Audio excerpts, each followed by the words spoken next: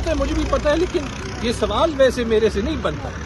یہ سوال جا کے جج صاحب سے کریں، یہ سوال جا کے حکومت سے کریں. جب مرضی تو وہ انصاف دینے کا یا نہ دینے کا نظام تیز ہو جاتا ہے، جب مرضی تو وہ آہستہ ہو جاتا ہے. اور یہ صرف یہاں پہ نہیں ہو رہا.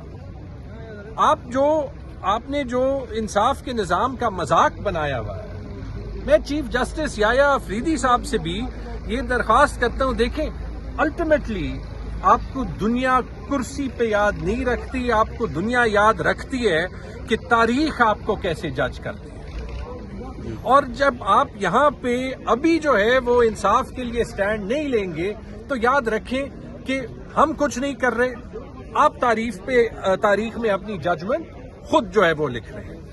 یہاں پہ صرف نہیں ہو رہا، یہ ہم ہر روز دیکھتے ہیں. آپ کو میرے الیکشن کا کیس کا پتہ ہے، 630 دن ہو گئے. ایک بار مینٹینیبلٹی کی ہیئرنگ ہوئی، جج بدل گیا.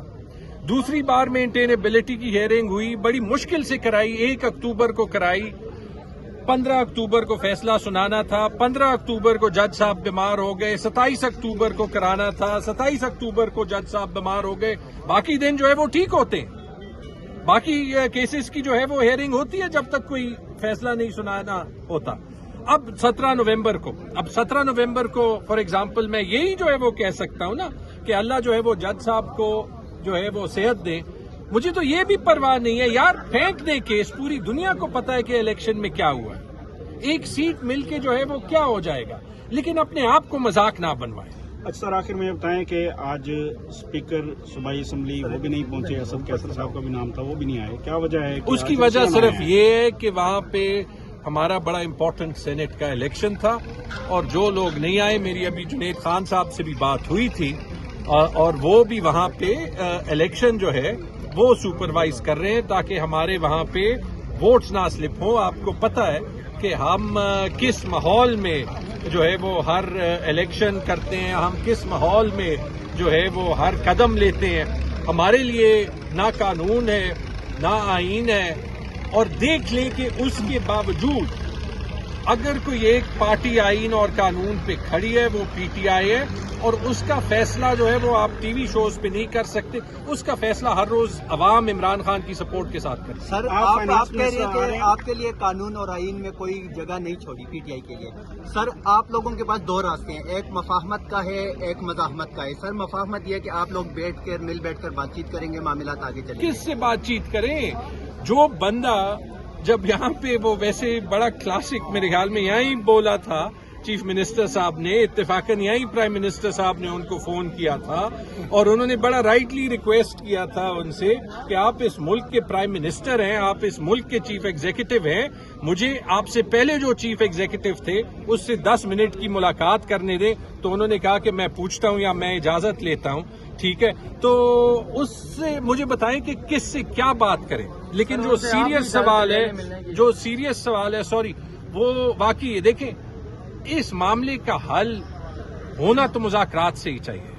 آپ کے پاس 2 راستے ہوں گے. ٹھیک ہے، پولیٹیکل پارٹی کبھی قانون کو نہیں توڑے گی، لیکن ایک دن ایسے آ جاتا ہے کہ جب جو ظلم آپ عوام کے ساتھ کر رہے ہیں، جس دن عوام خود سے اٹھے پھر وہ کسی کے کنٹرول میں نہیں ہوں گے.